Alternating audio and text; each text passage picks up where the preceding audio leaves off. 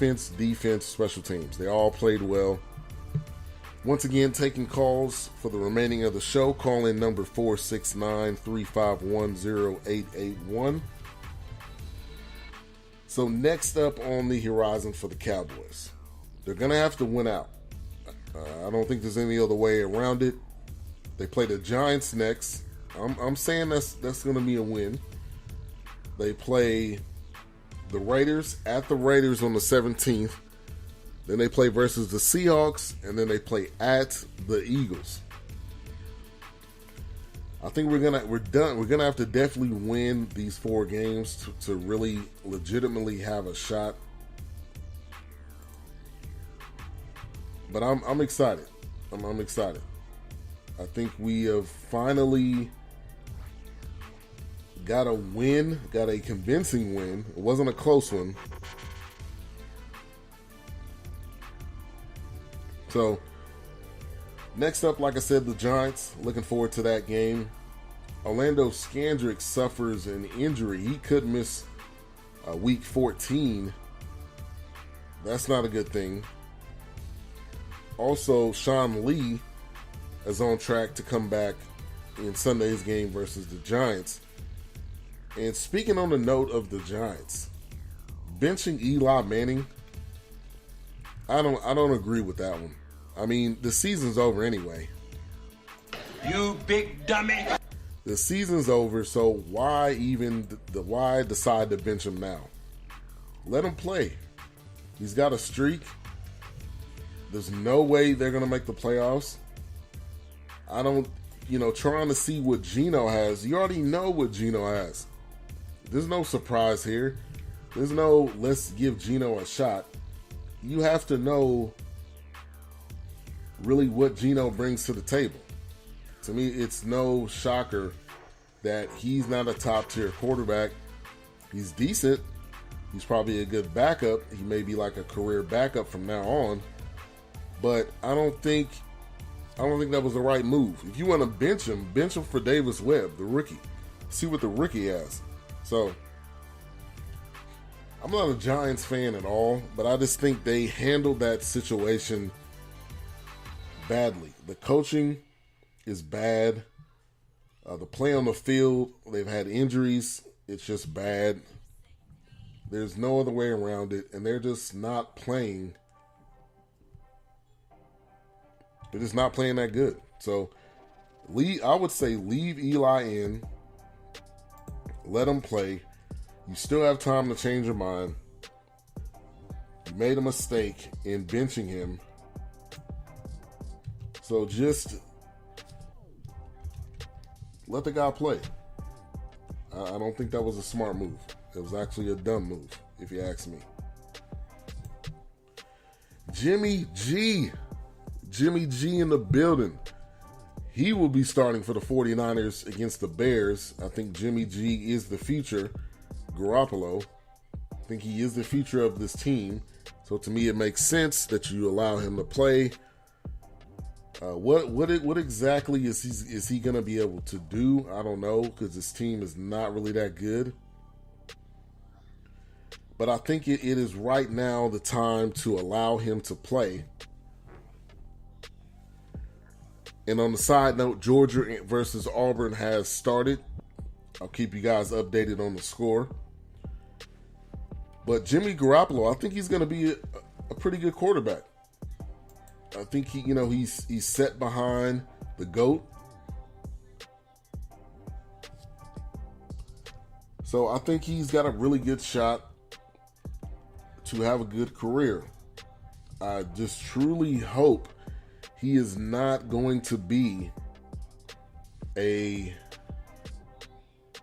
Matt Castle or a Ryan Mallett or those other guys that have came through the New England Patriots organization and have not amounted to anything. So I wish the guy the best. Also,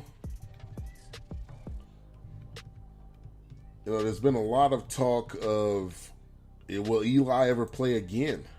Is Eli done? Is he ever going to play another game? for the Giants? And that's a great question. I don't know. He should. I think he should. But the way it's starting to look, why would you bring Eli back if you're benching him with 4 games left to go? So that whole debacle, that's going to be interesting how that all ends up going. We may have seen the last of Eli Manning, surprisingly. So I'm going to switch over to the NBA. From this week, we had LeBron getting ejected for the first time in his entire career. First of all, wow. In a 15-year career and you haven't been ejected one time, I got to give a round of applause to LeBron.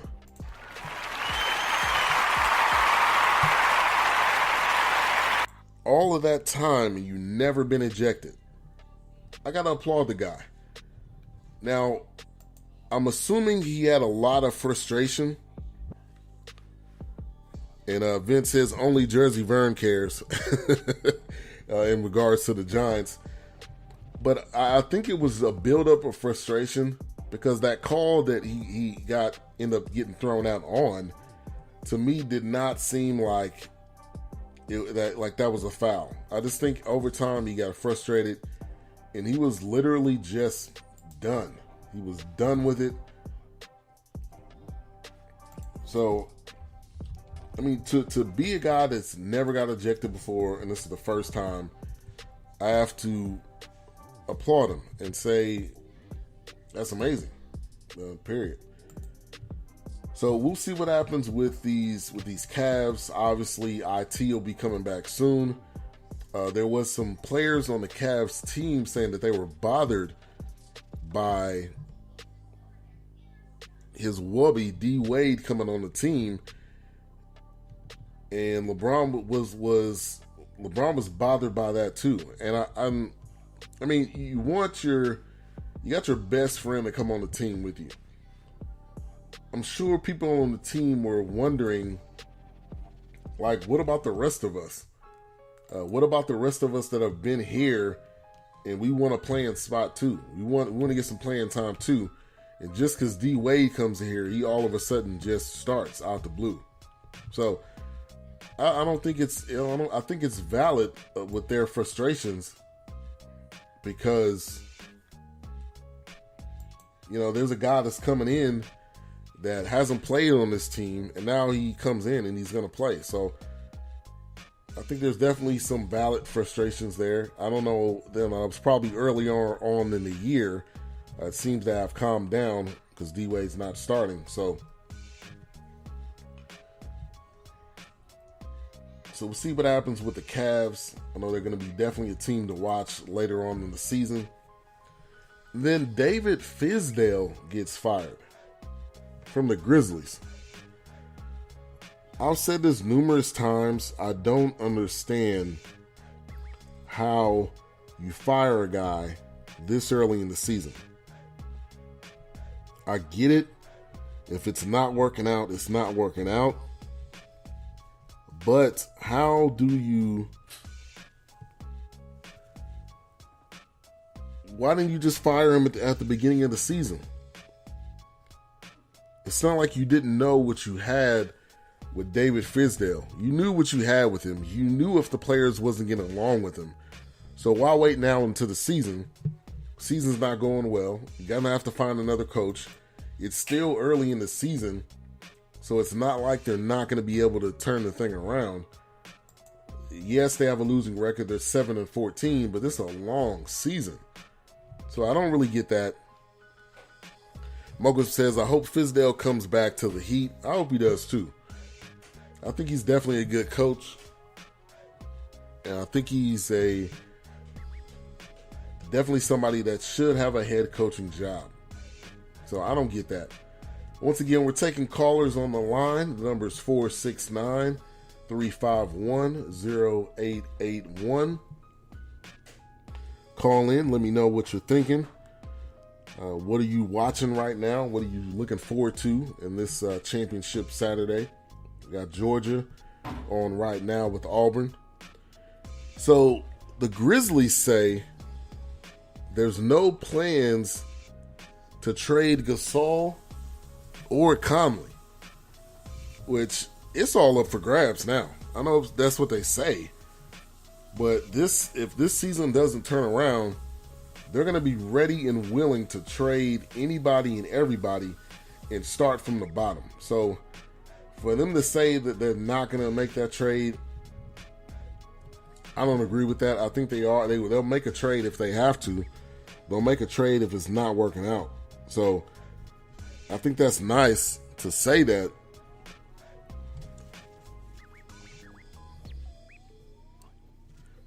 So I definitely think that this is, a fun Saturday for sports. Like I said, Miami, Clemson, Ohio State, Wisconsin coming up. So we're going to take a break, and then right after that, we got some other things we want to touch on. And I want to thank everybody for tuning in to the BS3 Sports Show. Sports talk at its finest, a part of the X Squad affiliates. We will be right back. Shout out to Doug Stewart of Two Live Stews, one of the Two Live Stews, Doug Stewart, Ryan Stewart. I appreciate the opportunity to be on the network. We will be right back with more news and notes from this week.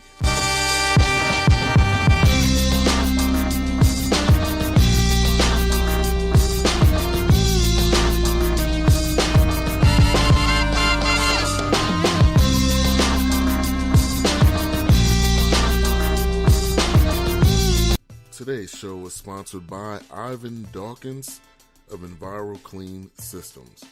Somebody that I know very well. I've had a long-lasting relationship with him, and I've served side by side with him for quite some time. I can personally attest to his character and integrity, and it is with no hesitation at all that I would recommend ENVIROCLEAN Systems for residential or commercial water damage, such as water heater leak cleanup and dry out, sewage cleanup and removal, or AC leak cleanup and removal, to name a few. They also do air duct cleaning, carpet cleaning, upholstery cleaning, as well as area rug cleaning.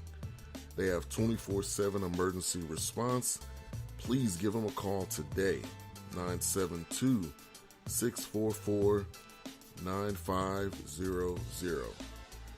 This is a great organization. They have my respect and support. Give them yours as well. Once again, Ivan Dawkins of ENVIROCLEAN Systems. Give them a call at 972-644-9500.